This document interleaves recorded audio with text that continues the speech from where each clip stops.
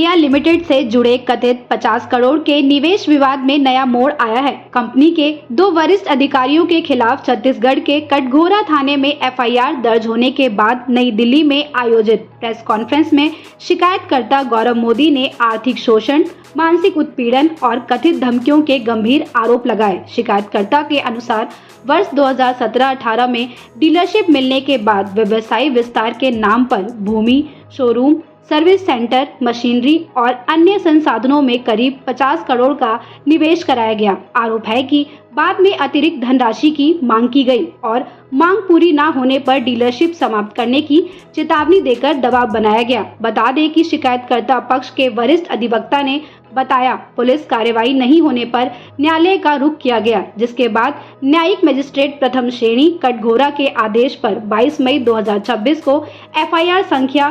01752026 भारतीय न्याय संहिता बीएनएस की धारा 318 और 35 के तहत दर्ज की गई। एफआईआर में संदीप कलरा और जसमीत सिंह को आरोपी बनाया गया है। शिकायतकर्ता पक्ष ने कहा कि वह उपलब्ध दस्तावेजों के आधार पर कानूनी लड़ाई जारी रखेगा और मामले में निष्पक्ष जांच की मांग करता है।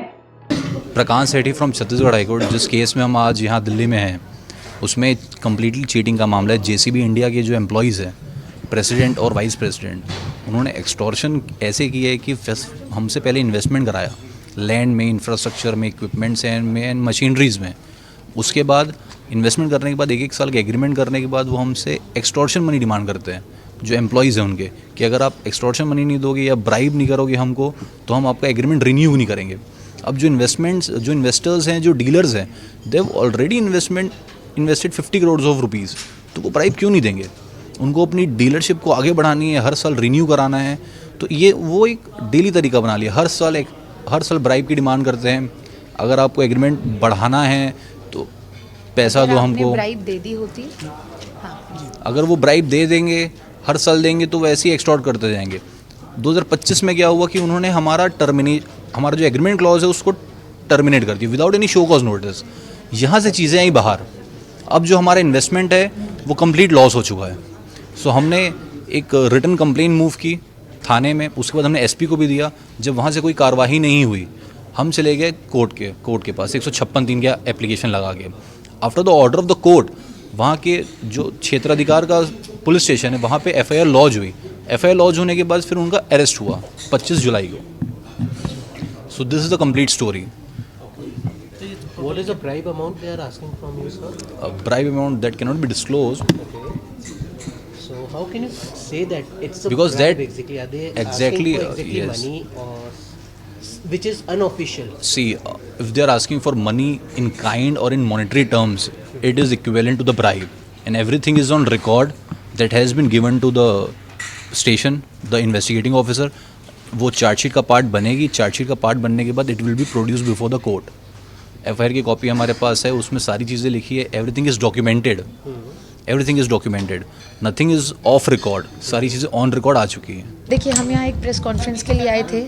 2 डीलर्स थे, एक हमारे उड़ीसा के हैं, एक हमारे छत्तीसगढ़ के हैं, जिनके साथ जेसीबी के एम्प्लॉयज़ डेजिग्नेटेड एम्प्लॉयज़ जो कि प्रेसिडेंट और वाइस प्रेसिडेंट थे, उन्होंने एक फ्रॉड किया। मे बी और भी डीलर्स के संग किया हो, 2 तो हम आपको बता पा रहे हैं, जिसमें कि ऐसा था कि जब पार्टी का मैक्सिमम निवेश हो जाता है डीलर्स का, तो उसके बाद जब वो सारे बैंक लोन और ईएमआई सबसे भर चुके होते हैं, तो जेसीबी के ये वाइस प्रेसिडेंट और प्रेसिडेंट उनके एग्रीमेंट को रिन्यू करने के लिए पैसे मांगते हैं।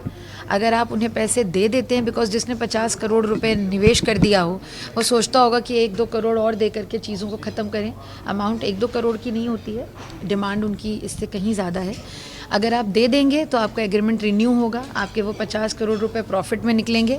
अगर आप नहीं देंगे तो आपका एग्रीमेंट बिना किसी शो कॉज नोटिस के एक ईमेल के साथ टर्मिनेट कर दिया जाएगा। और उसके बाद जो डीलर्स हैं, जिनके इतने लोन्स और फाइनेंशियल बर्डन्स उनके ऊपर होते हैं, वो परेशान होते हैं। तो 2 डीलर्स ने तो कैसे भी हिम्मत दिखाई एंड दे सेड नो। उन्होंने नो कहा, इसलिए हुआ। और एफआईआर भी इन पे नहीं हो रही थी because they have good name and fame. FIR court के इंटरवेंशन के बाद की गई है, जिसमें कि दोनों ही प्रेसिडेंट वाइस प्रेसिडेंट अरेस्ट हो गए हैं। अब हम देखते हैं कि कोई जेसीबी अपने एम्प्लॉयज़ की क्या अकाउंटेबिलिटी लेते हैं और क्या वो डीलर्स का एग्रीमेंट रिन्यू करते हैं। Otherwise we are in court, we will fight. देखिए, हमारा टोटल इन्वेस्टमेंट 50 करोड़ का हुआ है, क्योंकि हमको एक स्टेट में 11 एजेंसीज दी गई थी। अगर आप एक एजेंसी भी कंस्ट्रक्ट करने जाते हैं तो भी उसका खर्चा बहुत होता है। ये तो 11 एजेंसीज थी, तो इन 11 एजेंसीज सब कुछ हो चुका था, कोई भी एक काम बचा नहीं था। तो हमारे ऊपर 50 करोड़ की लाइबिलिटी खड़ी हो गई। हमें जो एग्रीमेंट में बताया गया था कि हम एक बार 50 करोड़ लगाएंगे और हम इतने कमाएंगे, तो हम तो उस 50 करोड़ से भी गए हैं। बैंक्स का भी मेरे हिसाब से तो अभी 2 डीलर्स हैं जिनको मैं कमांड कर रही हूँ। तो एक उड़ीसा से हैं, एक छत्तीसगढ़ से हैं, एंड रेस्ट ओवर अगर कोई और भी होंगे जिनके संग ऐसा हुआ होगा तो बट ऑब्वियस वो आएंगे, क्योंकि डीलर्स भी कहीं कहीं ये सोचते हैं कि जहाँ 50 करोड़ लगा है वहाँ 2-4 करोड़ रुपए दे करके हम काम आगे बढ़ाएं। बट ये यहाँ शायद नहीं रुकता। हम अगर आज देते तो फिर वो अगले रिन्यूअल में भी हमसे मांगते, तो ये तो हर साल रिन्यूअल से पहले उन्हें पैसा देना पड़ता। सो हमारी डिमांड है, जेसीबी एक बड़ा ग्रुप है, उनका नाम है इंडिया में, तो हम यही चाहेंगे कि वो इस ग्रीवियंस को सेल्फ क्लियर करें, वो अपने एम्प्लॉयज़ की अकाउंटेबिलिटी को देखें, डीलर्स में अपना भरोसा जताएं, उन डीलर्स को बुलाएं और बुलाने के बाद कम से कम इतना तो करें कि उनकी ये एग्रीमेंट को रिन्यू कर दें, बेटर होगा। अगर वो नहीं करते हैं देन फिर जुडिशियल सिस्टम तो है, we will see. Thank you.